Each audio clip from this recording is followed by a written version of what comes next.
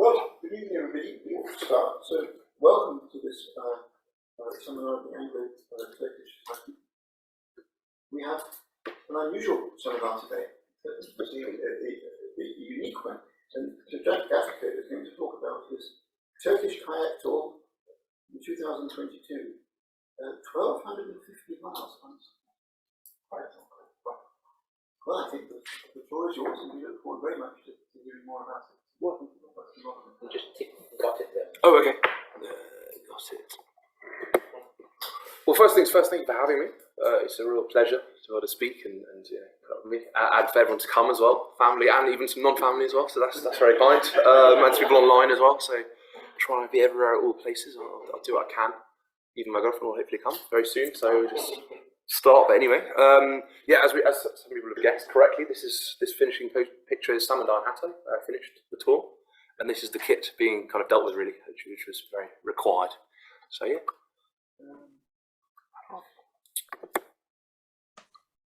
Okay. So first, I'll just cover what I'm going to cover, which is the background of why I love Turkey, the interest in kayaking, then go into some of the logistics of getting the boat there and day to day and how everything sort of works out. Historical and cultural interests as well, highlights, challenges, best bits, good bits, bad bits, everything, and then what I hope to do next in terms of kayaking and Turkey and everything else as well. So yeah, here's the images. This is people that I guess good at guessing things in Sarıyer. This is the high street book there. Used to live near here, so obviously I love it there. Go there on holiday a lot. Here's all my goodies I got from Turkey when I came back, so you can see a lot of nostalgia and love. Here's me. Time hasn't been quite so kind, but anyway, never mind. These things happen. This is the view from my balcony where I used to live, so that's, I guess a bit of background. Wildlife kayaking, so I grew up on the south coast, for those that aren't in my family, they don't know that. So yeah, I love being by the sea. I started going to the water since the age of 5 on the kayak when I was with my father. There's various pictures here. Top left is my old employer, so I canoed up to them in Yorkshire through the Canal Network and the sea a couple of years ago. It's me going around Scotland. It's me with a friend in Exeter University. We went on local rivers and craft with him. Various other boat pictures. I'll spare the details of them all, but there they are. So yeah, started multi-day trips when I was about 19, bringing a tent and packing and starting to plan and deal with it when things go wrong, managing those consequences. Covered all of England pretty much, a lot of Scotland, all of Wales, none of Northern Ireland yet, and done a few long day trips as well. So yeah, that's that part.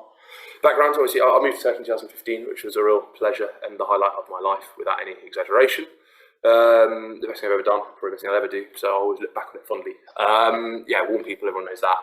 Delicious food, I did put on about 5 stone in 1 year, so that just gives you the quantity of how delicious food was.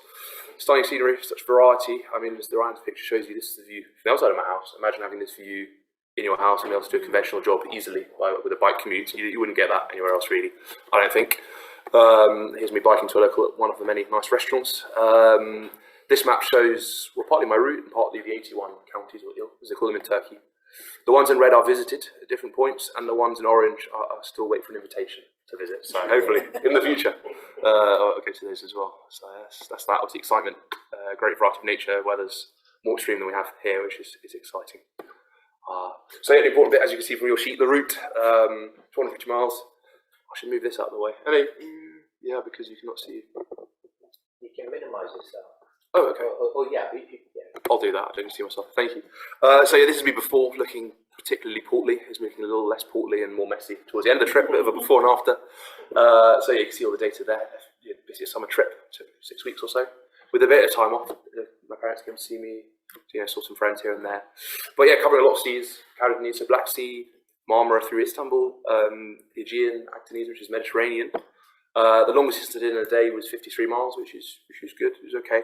The longest crossing was 27 miles, which you can see, probably the mouse.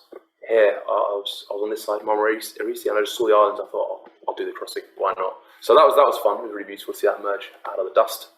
Hottest days, it was about 40 plus degrees pretty much from Antalya onwards, so that was really tough, particularly around here, maybe 45 sometimes. My favourite section was Gazi Pasha, which is just here, the east of Antalya. The fruit there is, obviously this kind of fruit, but you have tropical fruit. I thought it was in Africa, you have bananas, coconuts, mangoes. My favourite fruit shop ever that I went to and devoured, so I do want to go back there. Down to Anamo, which is just on the Mersin side of the border, over there. Making out of this. The hardest section was the further east, where it got hotter.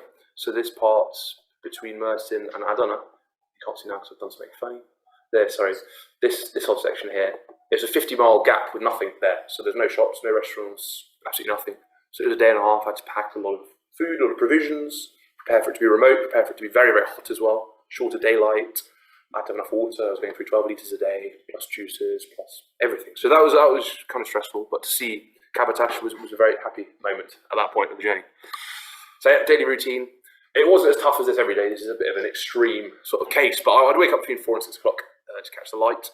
Obviously, daylight's shorter in Turkey than it is in England in the summer, so I had to prepare for that. It take a couple of hours to get ready, pack, have breakfast, prep, see what the wind was doing, just sort of get myself going. Usually have quite a long morning session between 6 and 8 p.m. I'd leave and go till about 2. Have a nice lunch. Lunch is obviously one of the many highlights of being in Turkey, is the food. So you always want to stop at a good restaurant and always a place near to get shops and get provisions in. So I usually stop for 2 or 3 hours, sightsee, look around, charge my staff, buy food, meet people, chat, get my social contact, and then carry on until the night time, depending how far I needed to go, or crossings or logistics. Sometimes I stop at 8 or 9, sometimes 10, one time 11, so that caused a lot of stress back at home, you can imagine. And then put the camp up, get food in, and then go to bed. You can see the classy tent here on the right hand side. That was the interior of my tent, so that's my life really. Found this nice beach, had a nice picnic looking there. It's different locations anyway, so yeah, very remote. Some of them hard to get to without the boat, so that was really nice. Common to crossings, getting a bit more technical. This is probably overkill for a lot of people, so I won't go too long into it, but I was at this location as the final crossing on your map. It's like just before the end, it's the last little crossing. 20 miles. I had to cross from the Adana side to Hatay. I was under time pressure. I could have gone the whole way around the bay, but it's not so beautiful there because it's very polluted, very industrial, so I just wanted to get on with it. So I did this. It was foggy at this time because it was so hot, you couldn't really see across, so you're sort of pointing blind. So I needed to get that right, because if you go too far to the left, then you wouldn't see the land and you'd end up in Syria, so it was not really an ideal solution. So I had to be pretty clear. Too far to the right, and you've got this bit, which is the industrial zone and sort of prohibited really for small boats, so there's a lot of ships there, and a lot of untoward industrial stuff going on here and being as well. So I had to be very precise with this. This was the shortest point as well, this route, and it was just on the border of this, so I followed that through. Excitingly, the Navy came and saw me in the middle. I thought I was going to be in trouble, but actually, they were very nice. They fed me eggs from a bucket that they brought down and drinks, and we had a nice chat, so it was good in the end. But that was this crossing from here. I got up really early that morning to catch it. So yeah. So it was good. Passage was another technicality to understand the detail of what might be going on here. For those of you who don't know, this is Çanakkale. This is the second Bosphorus that Turkey has, not the Istanbul one, but the one further south, where we had an unfortunate campaign under Churchill. But anyway, we won't talk about that. But the reality is this bit of water is very busy, very tightly congested. It's about half a mile wide at certain points, going in lots of different directions. The wind gets very strong coming through here as well. You've got shipping traffic that goes, to my mind, slightly crazily in both directions at once. Unlike the Istanbul Bosphorus, there's not really so much control there. Traffic is equally heavy, equally massive. You've also got ferries going across as well to contend with. As a small boat, you have no priority. These boats can't see you, so you have to plan for them and get out of their way. So when one ship is overtaking another against another and you're trying to cross, it can be tricky. So that was interesting. So I looked at this in a lot of detail, saw the lights, and then there was lots of detail. This is only a small percentage of it on the internet to sort of really understand what's going on. So I had a look at that as well. So yeah, navigation, obviously, we're lucky in England to have very good navigation with Ordnance Survey, as you can see here. This example is showing the difference between the same map area, the same scale. Ordnance Survey gives you all this detail. You can see the footpaths, the horse riding centre, anything you could really possibly want to imagine, you can see it. The same map on the same scale below, all you see is some suburban roads and a beach. So you see you have less detail. Again, the same with the nautical maps. This is Antalya's main harbour, literally hardly anything here. Portsmouth, which is 1/5 or less of the size, and you have all this detail, which all the lights, the tides, everything. So it just shows you the difference you have to work with. Again, English water is much more better marked, better through lights and buoys. So at night time when it gets dark, in England you can navigate with all the lights and colours and ships. In Turkey you can't usually. So that's again an extra detail that I had to manage, adapt to. The logistical challenges. Importing the boat was the first one. I had a few options, either to drive, which would have been good but took time, or to send it to an importer, who was very slow. There was an import process delays and everything. There was navigation, already said, shorter daylight, as I mentioned, in the summer, a little bit shorter there than it is in England, which I did know, but it kind of caught me out in practical reality sometimes. Different wind patterns, that was a major challenge, because in England, as you know, in the summer, when it's hot, your temperature goes up, the wind goes up in the afternoon, but then at sunset it calms down. It's gentle, it's calm, you're tired, it's like perfect sort of setting. Unfortunately in Turkey, not like that. Just before sunset, 1 hour before, when you're tired, you're thinking about your bedtime and food and sleeping and everything, the wind comes crazily up. And you have to concentrate, focus, manage it, plan.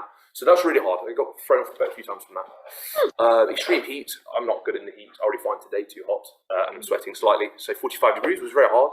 You can see my Haribo packet melting here in the sun. And this is only halfway through the trip, just west of Izmir. So you can see the crisis that is starting to happen. It's very difficult. Provisions, not so suitable for camping trips. So in England, we're very well set up for people eating on the go and that sort of thing. Because in Turkey, food is so much nicer and it's better to have in a restaurant or family setting. They don't really have snack food that, apart from for car journeys like sweeties, that's so good. So it was quite hard to get the nutrition right outside of the nice lunches where I would double order or triple order sometimes. Very remote sections, I was saying, the 50-mile section, just I don't know, that was really tough to plan for that. I had military islands, I'll come off that in a minute. That was a real challenge. The unpredictable shipping, because again, in England with the channel, the ships tend to follow it. A bit like the driving in Turkey, it's more spontaneous, more exciting. So it's not too exciting. Rubbish management, obviously everything comes with a lot of rubbish. I don't know how a picture gave, it's not a very exciting picture, but yeah, all that, so it's just managing that as well, because one of the very few downsides of Turkey is they're not great with putting the rubbish somewhere. So I didn't want to add to that. And then obviously poor phone reception to communicate to other people.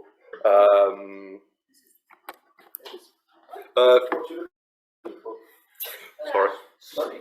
This is the.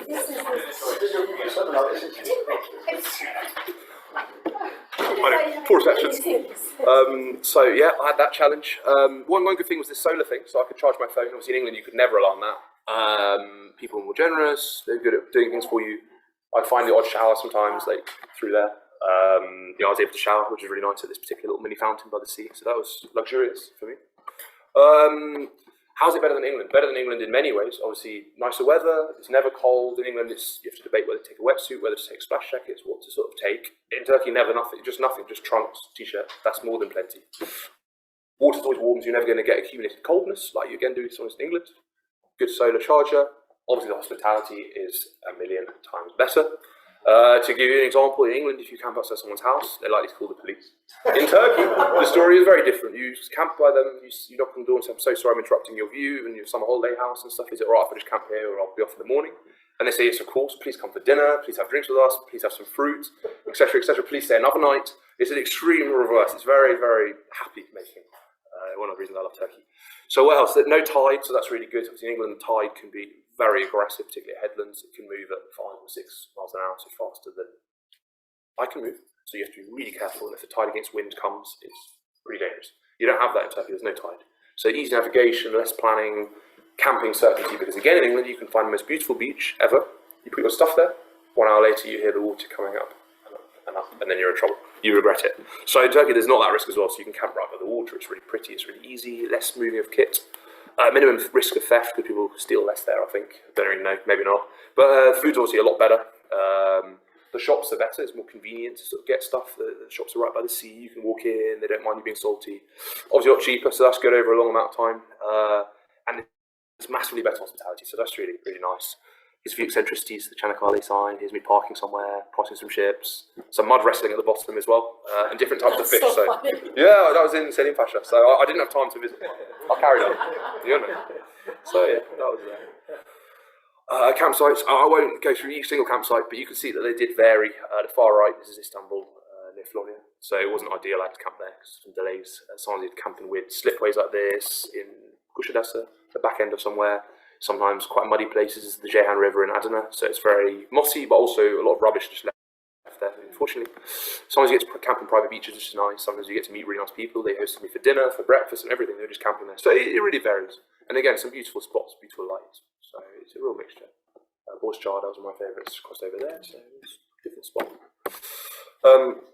The ruins, which I know is of particular interest to many people here, different ruins. I had the pleasure of camping at Knidos. I didn't even realise that I would be camping there, but that was really special, just right by the water, and there it all was. Often timed lunch to stop in certain places, so this is Side near Alanya. So that was really special. This is sunrise. By the time I got all my kit ready from Knidos, I could just see the sunrise. So that was really amazing before any tourists got there, and I slipped away. So that was good. Lycian Way, you can see various other excursions. This is Alanya. I filled with water, so I had to sort myself out here, which was really nice. So yeah, that was very special. A lot of history there. I could sniff that, and you see ruins anywhere. So that was unique. You know, again, don't really get too much in England by the seaside anyway, because they wouldn't survive the extreme weather. So yeah, that was good. Obviously, Aztec celebrations. Aztec's a big part of life in Turkey, very beloved. I was there on Zafer Bayram, so it was a victory for Turkey and Aztec, but a slight victory for me because I was continuing through the route. And to show their patriotism, it was so special. It's in Gazi Pasha. Here he is in full-size flags, different posters, even the bus dressed up. So it was really nice, even little posters by the sea. So obviously I dressed up a little bit too, but not as well as them.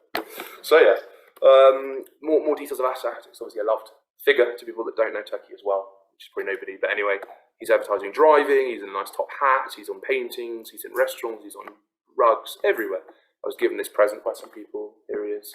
Sadly, didn't survive the journey. So yeah, that gives you an idea. Different settings. And he's based on where he is, he changes his outfit and how he's looked and how he's represented. So that's a very interesting topic that someone else I'm sure will cover much better than me. But to just excite your appetite about that. Notable excursions, I went to many places. This is Marmara Adasa. That was the first proper sort of excursion I had that was really nice, made the big crossing. This is Kabatash in Adana. I was very happy because I saw the funny ate nice food after 50 miles. This is Sulu Adasa near Antalya. So I managed to go over there. That was really amazing. This is Babakali, the most western fort and the most western part of continental Asia. And you look, ironically, east into Europe to Greece. So it's kind of a unique thing. I thought that was fun. Here's the fortress again. This is Çanakkale. This is when I stopped on an army beach by mistake. Here's some different excursions. Çanakkale there as well. This is where I stopped for a holiday. This is the world's longest continuous bike lane, 18 miles in Hatay. So that's a unique fact for you there. Hospitality was phenomenal, as you can see already. I was already hosted by all these different people.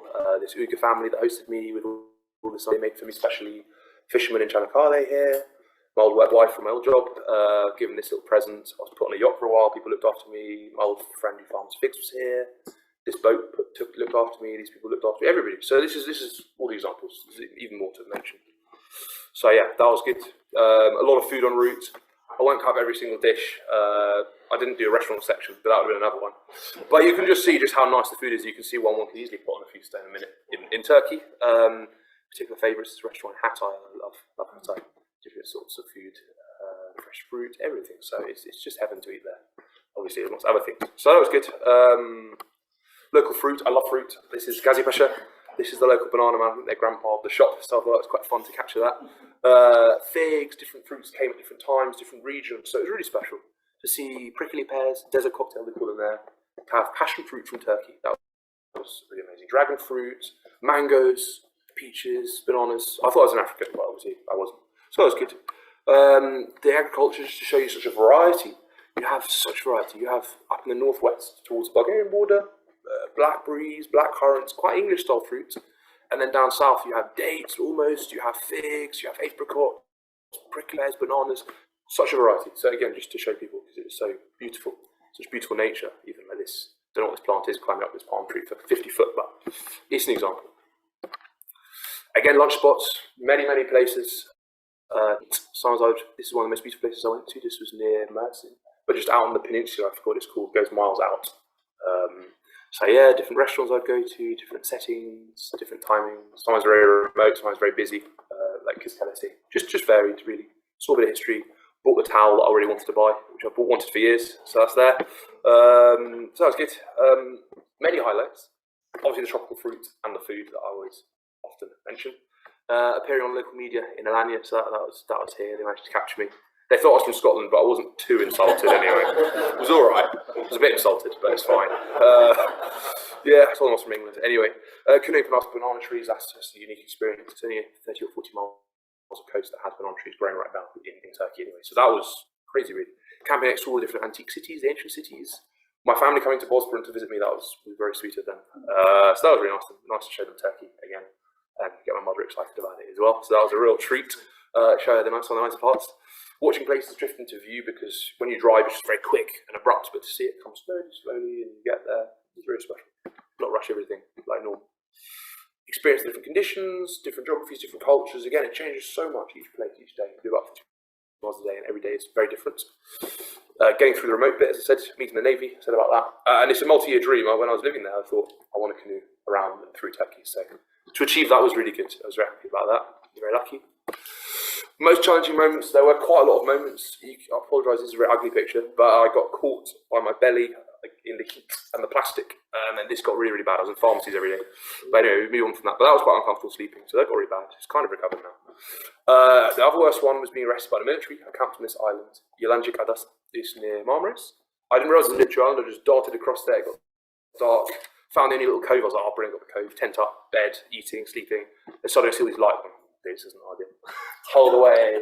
I warn them, it'd take me 1 hour to unpack, so they have to sort of keep patient with me. I'm talking to them, they come out. They've called the lifeguard, Coast Guard.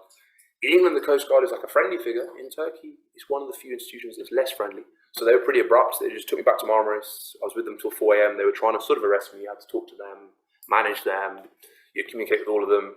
In the end, it was fine. They gave me cigarettes and food and everything. So it was fine, but they made me camp somewhere random. I had to talk to them again. In the end, it was friendly, but it was a bit of a delay. And going backwards was very painful as well, so it was frustration. But anyway, that was here. Another military boo-boo. Landed on this little beach just at the end. I was a bit tired.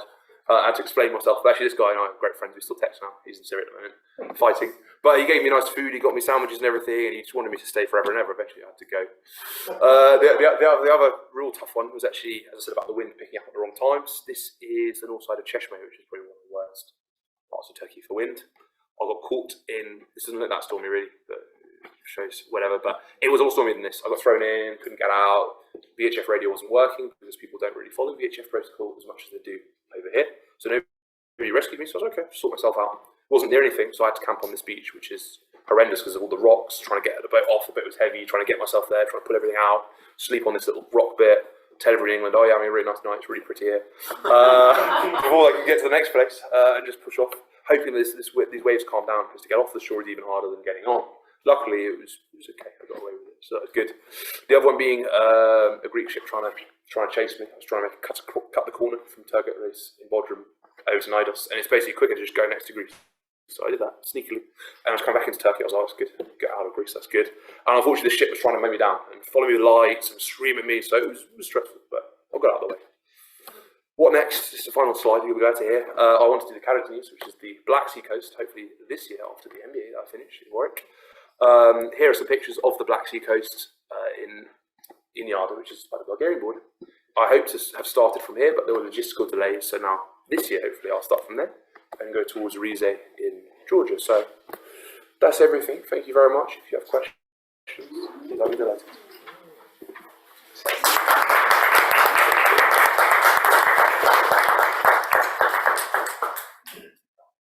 Thank you, Jack. So when you were navigating, what did you use on your GPS? And if so, how were you powering that? Was it all solar powered or? Pretty much all solar. So I looked in advance, I looked on the maps, I bought charts from England, planned the route. I know I can do about 40 miles a day, 45, so plan the route like that, about 45, with a bit of flexibility. So I already knew what I'd do each day roughly. Then I'd go on my Google Maps to see where I was exactly. I had Navionics, which is this app. So a combination of that would do the trick. I couldn't see it too much at sea because of all the water and everything, so I had to be sure I did it before. But yeah, it worked. I kind of knew the way, and it was mostly easy enough.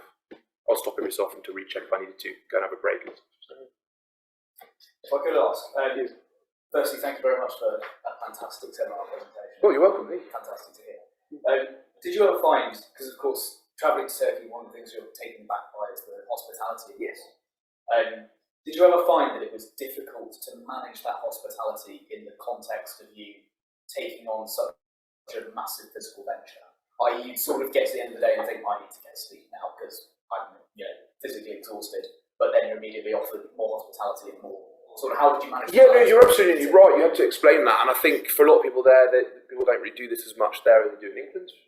So I was in Channel 5. They say, how long did it take you? And I'd say 3 days. They're like, oh, I thought it would take only 5 hours. And you kind of think, well, that's how long it takes by car. Like, how would I? I can't really be your car. So yeah, there's that element of time that obviously they're very relaxed. They've worked hard all year to have their 2 months by the seaside for their summer holiday. So they're not in a rush, and they don't understand that you've got to make the next place. So yeah, eventually you have to politely decline the hospitality. I think so much next time, and take their number and sort of try and keep that up with them as you go. So yeah, it's amazing. And you've got the language, so to do this in Turkish. Enough. I lived there for a year, took a lot of lessons, speak it. It's my main interest is Turkey. So yeah, enough. And people are very nice. It's not like France where they're going to be snobby to you. They're actually going to engage with you. They're really keen. Often they don't have English, so actually you've sort of got to meet in the middle somewhere. So they'll accept not very good Turkish. But yeah, enough. Yeah. Were there any days you got up and you were just in so much pain or so exhausted you got, I can't do today? Sometimes, but I was just said I had to because people were meeting me at different places, like my parents. I had to get to the end. I already lost time. I had a plane back, so I had to get back. So it was just, I just did have to just get up, just deal with it. So it was painful sometimes. I just thought, oh, hopefully I'll get a better pharmacy in the next town or something. So it was a bit stressful, but you know, I knew I only had that one chance. So I said, right, I've got to go for it.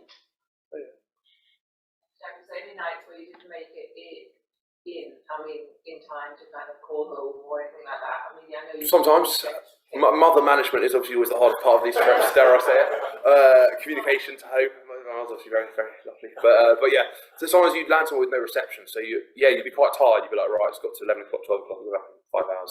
What I need to do is find reception to call my family. So run up some cliff somewhere, not get lost, hope there's a torch or something, like find my way back to the boat. That would be quite a lot of challenge, yeah. But did you actually also get in trouble where you didn't manage to? That's where you actually were stuck somewhere where you thought, Not too much. Only that one beach, that was a bit of a disaster. And one I stopped in one random beach, I got really tired, just on the rocks, which was more or less, but a couple of times, but it was fine.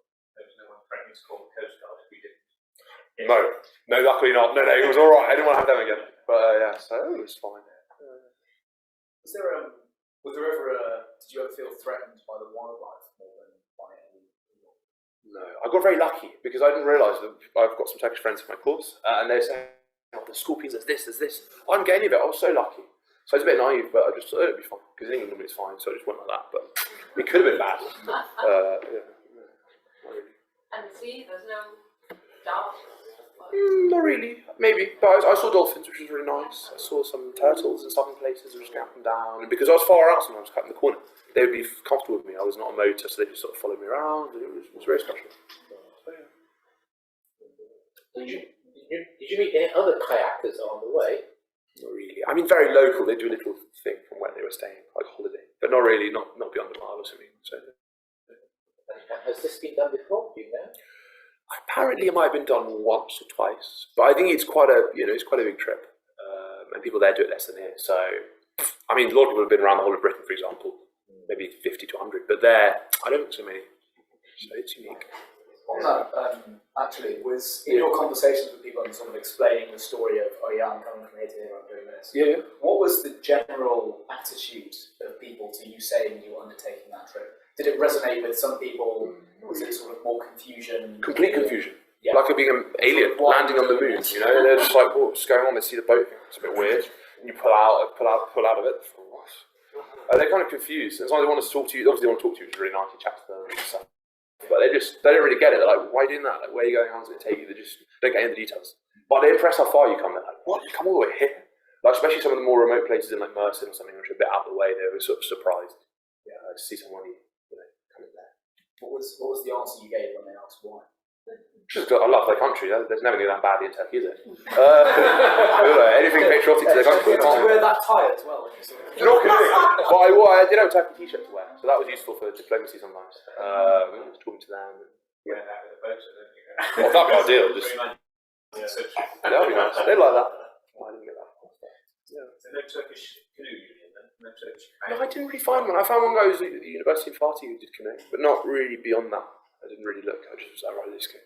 I wish I'd found it, but I didn't. Yeah, interesting. So, When you were stopped by the Coast Guard, Yeah. how do you start to explain that you're not a spy or? well, I think that was it. I think they realised how incompetent I was. I just said, I'm really sorry. I was really confused, and I was very polite. I think you want to let them know that they're the bigger force. That's the first thing to make very clear. And the second thing is to sort of ask the usual questions that I would if I go in a taxi with them, like where they're from, how many children they have. Are they like? Is it remote? Because they move areas, so these people are from different areas. Why not? They were from different areas, so they would talk about their home area. I knew their home area, so it worked a bit. Not enough in this case because they were had to pretend to be cross, but it was fine. We just went where we went. I was just like, what will happen? What happened? I can't do a lot now, so it was okay. You hadn't called in advance to say that you're doing that trip.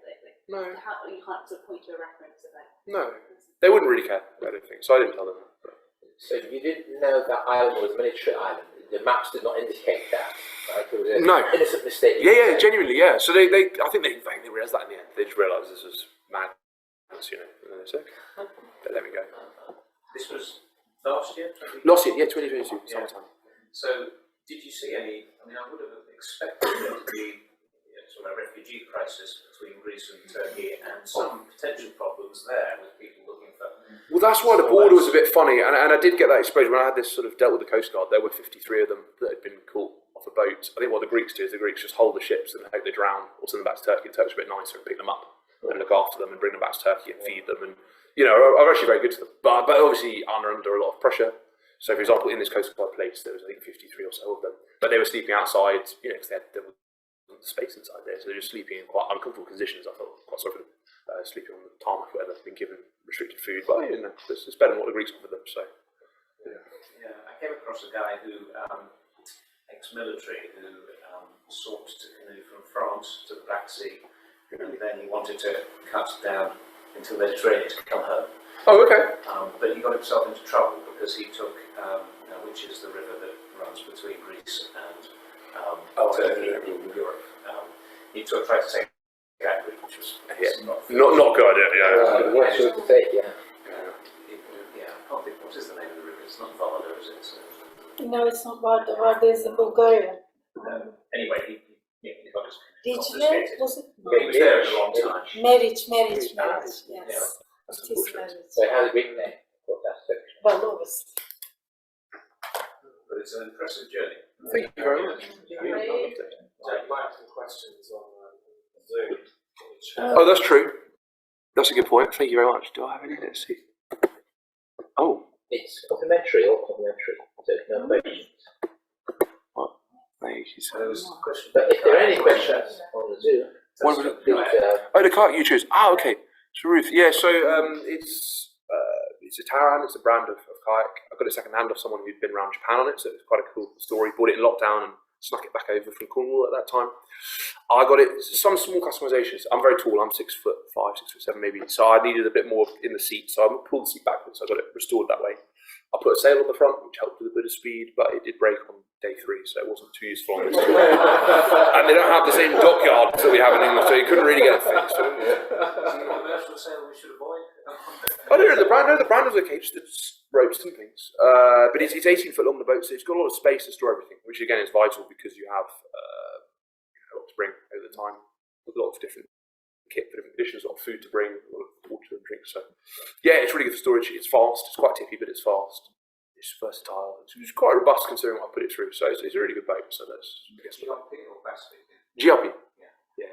So. When it's tippy, it tips over. Can do. Yeah, that's Did what's you good. ever do that, or what to do if you? That's not ideal. I did it a couple of times. You just either try and roll it back, but it was too heavy, so I couldn't. So I just rode to the shore, to the nearest shore, which is again not ideal, but it was fine. Go over there. does it damage some of your kit? It can get wet. And stuff, yeah. I mean, the phone I put in a waterproof bag, so I have it around my neck. My phone, my wallet, and passport usually. So I've got that because I always need that to hand. So I have that up here in waterproof things. Still, my passport got wet at one point, so one page fell out to sew it in. But you know, generally the things do get a bit dodgy. But you know, there's phone repairmen are very good in Turkey, so that's the one good thing. You can get them repaired pretty quickly. Someone will come to you while you're having lunch, and he'll go somewhere else and bring it back to you. And long short of it is usually it's okay. So it's good. With being in some of the more remote places, of course, when you're in the more populated side, maybe to the west, there's a lot of restaurants and more places to supply things. Yeah.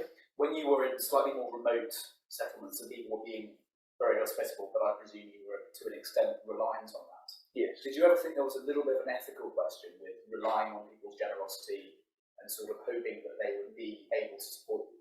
No, I completely understand your question. No, it was never that remote that I'd need to rely on you. Actually, I was able to, even in the east, it surprised me as it surprised you that there's a lot of shops everywhere. Right. So I'd be able to pull up somewhere and find a shop. It might be a mile or two inland sometimes, which was okay. It's actually interesting. You see the farmland, you meet people as you go. So I was always able to buy provisions. It was only the 50-mile section that was hard, but I didn't rely on anybody at that point. I just bought more and made sure I had enough to cover it and get through. So no, it was. And to that point, what sort of things did you manage to stock up on? I presume pasta, but I didn't really pass it. I didn't bring any cooking equipment, so I would stop for a restaurant lunch every day, which I just about managed to find, which was great. So I did the hot food was covered with that, and then the colder food was chocolate isn't ideal, they melt. Sweets weren't ideal, they melt. So it was whatever else I could find. You know, there's different oil care products that are not chocolate or sweeties. Those rice crackers are really nice to buy them. Like some crisps sometimes. Just whatever I could find. There wasn't great options, but I just would grab what I could. Yogurt quite a lot. Eat yogurt's quite nice. Bread. Your Black Sea plans, Yes. you're obviously following the route of the Golden Fleece. Yes, why not? You're also following Arian's Periclus around the Black Sea. You've got a number of potential sources to. Yeah, I didn't know that part. That part, you tell you, that's really cool. Yeah. No, lots of Black Sea. There's probably a bunch of Genoese waterlands and stuff like that to sort of display. 100%. Yeah. Well, I've got some friends from there, so I thought I've got to tie it up. Even a friend from our university, he's from Giresun. So to visit his family, maybe along the route, would be nice, and to visit different people as I go would be very special. So, and I love the Black Sea as well, so I'll just see everything. You're not tempted to go the extra distance and bring in a little bit of Georgia there? No, I like Georgia. If I had time, why not? Depends. Karen do the rest of the Black Sea. Yeah, that's what Yeah, yes, it's a nice. It's a long Yeah. My main interest is just Turkey, so it's alright. Georgia's nice. Georgia's good, actually. That'll be enough for you. Would you have any potential advice for somebody who wanted to do a similar venture, maybe not in Turkey, maybe not involving the kayak in the future, as to where to start? Yeah. I think you need to build up slowly. Not too slowly, but I wouldn't straight go to this. I would, firstly, it depends whether you want to do sea or river, because obviously, river and canal or sea, that's the first thing. And according to that, you then need to sort of train a bit on those settings. So in the sea, it's always variable. The tides in England anyway, the wind, direction, strengths, times of year, daylight. So you've got to get that all sort of just in your head. It's not that complicated. You just learn by doing it. You can't really revise it. You can revise it a bit with some courses. So like our way courses on navigation, which I've done to get a day skipper license. That was really useful for that purpose. But I think at an early age, just go to the seaside and go for some local journeys, build up your strength, build up your comfort, being in a boat. Just build it up and then take a tent and just build up slowly. Best done by oneself or with somebody else? Somebody else is very nice. The realistic thing is that's hard because someone can put up with you for a long time. That's always already at close range. That's a big thing. But also, as well as that, somebody that has the time, the capability, the logistics, but also really wants to do it with you and is the same level roughly as in if they're not best, you're going to be holding them up and they're going to be bored and they want to do something better. They're professional. And if they're less good, they're not reliable, then you're having to hold them and it becomes a risk. Looking after them sometimes, it's a pain logistically, it slows you down. It means you miss out on doing what you want to do, having to compromise too much for them. So it's very hard to find the right sort of partner, let's say boating partner for these. Best thing is to meet people on the way. I think it's better. Did you sometimes regret not spending more time at a particular spot, say archaeological site or whatever? Yes. So they were saying, I've got to go. I would love to, yeah, and there were so many because if I had more time, I'd be able to stop in not every single one, but there's like some every few miles. I mean, there was a lot to see, particularly that southern part. I'd love to have done that properly. So yeah, that's next time. So presumably some of these archaeological sites are better access on the sea than on land, so they're almost like kind of not really well known. So it's quite special to be there, I suppose. Very. And to be able to just land there once you play a chance sometimes, it's really unique. Wake up there, and it felt historic, you just felt it. It's like if you come in Stonehenge or something, you think, oh, right. So it was like that. So yeah, the good thing is it's open my eyes to what is around, and I can go again on holiday. So it makes another excuse. That's part of what fascinates me about it is the feeling that you can be travelling the old route, what they put in the motorways. Sea was the way that travel was done. It was a safer way to travel as well. Yeah, of course. The land was full of bandits until a few centuries ago, so that was the way it was done. Yeah, no, it's beautiful. So were you ever threatened? Did somebody try to steal anything from you? Never. It was all good, huh? It was really good. I was really lucky. No, nothing from that side. So yeah. Most of the century since the beginning of the 20th century until about 1920. Yeah. When the British occupied the northern part of Turkey after the First World War, the two things they did was one, they passed a law saying that it was illegal to carry chickens upside down in case the boat was there. And the second thing they did was try and crush the mandatory in the Black Sea coast. And right up until the 13 years absolutely. So even went on sometimes. What the good is how their grandparents did everything. They say, oh, the bandits. Depending on what's exactly. according to records actually, the way of the sea more generally. All this will be fluid in marriage, but I mean, but absolutely, the parallel is very, very accurate. But we must be informed.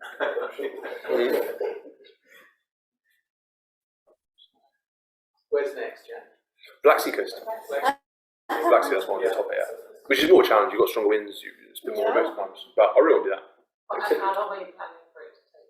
About a month and a bit. I was gonna say, It's a shorter distance, 880 miles, so it's shorter. around the inside? No, the top, the north coast. Me and Johnny have been there. He's a So right from the Bulgarian border to Georgian border. Exactly, that whole top bit, yeah. Yeah. Turkish side. Yeah, Turkish side, yeah, not the other side. Okay, that's where the vines are. No, exactly. And also, it's like 5,000 miles, so it would be too long. I have limited time, sadly. So, Northern Turkey. northern Turkish side, yeah. I mean, as much as it would be lovely to do so, Yeah. unfortunately, I imagine you can't go and do this every single day of your life. No, you can't. But when you're in the work that you are now doing, Yeah. generally speaking, either in Turkey, working here, wherever it is, Yeah. does this trip inform what you do on the day-to-day at all? And if so, how? I guess. Or is it sort of a story that comes up occasionally? More like that, really. Yeah. I think, people you work with aren't so interested. Most friends, my friends around us, they're very provincial. They just they don't look beyond the Rhine or South France. So they can't really imagine it, but they really wouldn't really do it. But for me, I learned stuff, discipline, managing your time, getting up early, these sort of things your grandmother might tell you that are very wise. Those sort of things, like keeping going, seeing what's around the corner, pushing through curiosity. But it's just for me really more like that. You were at one stage, Jack, you were talking about, meeting people. Yeah. At various spots, and Yeah. they had a canoe, and you could canoe. I wish it would Yeah, happen. for 50 miles. Yeah, for yeah. 1 or 2 days. I think that's a really good concept. It'd be fun. I think the thing is, you have to remember people are never reliable, unfortunately. People aren't reliable realistically. There's a gap between, I'd love to see you in the summer and do this with you. That's one thing, and then them actually getting there at the right time, at the right place, and having the flexibility to move the boat and get on the boat and move the right speed. It's too much, it's really hard. So I'd love it, but it's Much stress. much stress to manage that until it is. Yeah, basically. Would you like to lead or be part of a Turkish canoeing school or some grouping? I would love it. It would be a big pleasure. Yeah. I would love it. Teach I used to teach children sailing when I was Because young. The coastline seems ideal for it, yet it's a novelty. So Yes. presumably there's possibly a huge take-up. If they just introduced, maybe you could be the vehicle for that I'd introduction. love it. That'd be really fun, actually. Yeah, especially some quieter places. It'd be really nice, actually. Maybe this lecture might be the way to broadcast that Oh, availability. that'd be good. Yeah, why not? Yeah, That'd be very good. So, of course, presumably your experience previously was mostly sea kayaking. Yeah, it has been. Yes, very much so. Have you done much river work? What are the main logistical differences between doing something like that when we sort of got the sea kayak? One side, the tide wave, river work wave, maybe you've got other obstacles. So the river work is, I like it as well. I prefer the sea. The river work, I've been to some friends' house by river, sea and river, bit of both, bit of a blend. You have to get out a lot more because there'll be locks on the canals. If you're going uphill a little bit, that can be harder to walk against you. You have to plan that. So if the tide is no longer relevant, you've got that. You've got rocks in random places that you might not know about that can break something. You might not be able to get out for a long time because going through your town is really hard with just general obstacles.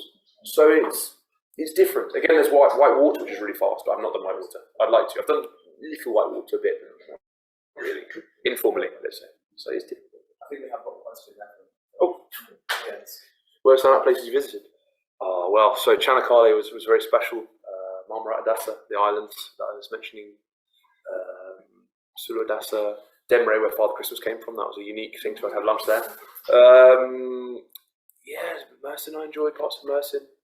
Babakali, the western part of Asia, I thought that was really cool. I loved the islands. Perhaps we can have a proper gallery on the website because these little pictures maybe don't do full justice. So maybe we can communicate later. Yeah, that'd be really good. And you can provide me with properly captioned big pictures, and we have a nice gallery on the website. That'd be good. And you could put a peek under the map. Yeah, that'd be good. That would relate to the gallery itself, so people can. Yeah. So anyway, that's just an idea. That'd be really nice. I'd love to. Yeah, thank you. Okay, so that might That'll be good. That might be a nice way to leave a legacy, shall we say. Yeah, thank you. That'd be really Great. nice. Okay. And maybe a few questions I can throw as well. Why not? I like questions. Okay. Okay, I'm ready. Have you explored Turkey by river? No. I'd like to, but again, the rivers. There's rivers, but I don't know them too well. I know there's a few big ones near Samsun. There's a few different places, but there's not so many. And it's a different sort of deal. So one day, but. Did you not put a line down to try and fish? I thought about it. I don't really like fish. That's the sad thing. I need to learn to like it. It's on the to-do list. It's on the to-do list. I don't really. It's on the to-do list. No, I need to learn. It's on the to-do list. Not allergic. I don't like it. I need to learn. So I need to just put down the so yeah. You love them so much, you can't eat them. Yeah, that's right. Exactly. Yeah. There we go. He sees them and says, I just think I can't. You deserve to live. Exactly. That'll be the excuse. So, yeah. Exactly. Must have been so hungry. Oh, we got hungry. Yeah. But I ate enough. Like, a lot of food, so it was all good. Did you get sponsored to do these things? Like Red Bull when people are that interested in this kind of thing, like extreme sports? Because you hear about these swimmers that go around the entire UK and they get sponsored by Red Bull, they can make it to a living. That'd be fun. These kind of trips. Yeah, I would love it. I tried it a bit. When I did my trip around Scotland, which was less exciting than this, I did get some sponsorship, corporate sponsorship, some from the livery companies in London a little bit. But I was in lockdown, so I had a lot of time on my hands. I was on furlough, so I had a lot of time to apply, like as if it was a job doing that. Whereas before this trip, I was applying for my business course, I was at my old job, I was trying to like manage a lot of things, so I didn't really have the time to like write to many people, and I wanted to, but yes, I didn't. Yeah, unfortunately. Next time. Why not? Next time. Yeah, make some money out of it. That'd be really good. Yeah, why not? Yeah, I can have a tour manager. Why not? That would be the best thing. Yeah, talking of tours, I always thought that would make a very good set of tours somewhere. You'd probably have somebody to carry your luggage from spot to spot. Yeah, that'd be Need a nice. group. Like a golf boy. Yeah, exactly. Yeah, it'd be good. Why not? Yeah, Get a boat. just to make it easy, so you're not spending 2 hours packing in the morning. No, you're right. That is one of the sort of pain points of it. Yeah. I do some tours with people, but it's mostly on coaches, and I like the active life of kayaking. I would love to introduce other people to it, but it seems to be a civilized way to introduce paying guests. It's not to. No way. Well, you could do it by boat. I mean, if you've got a nice collector or something to support them, that's really nice. They eat well, you stop for lunch, you stop for them places you're looked after. That would be a really nice combination. That's what I mean. You've got a place to stay. You've got your place to stay. You've got your room, so it's better. That would be nice. And you put the boat somewhere, and hey, that's perfect. You can drift past the sides. Yeah, we can talk about it. I'd love to. Yeah. The question would be how to find the right people, but Yes. I might have some ideas there too. That'd be really cool. Yeah, I love it. Well, if there are no more questions, thank you very much. No, thank you. Stability. We'll never carry on chatting afterwards. No, thank you.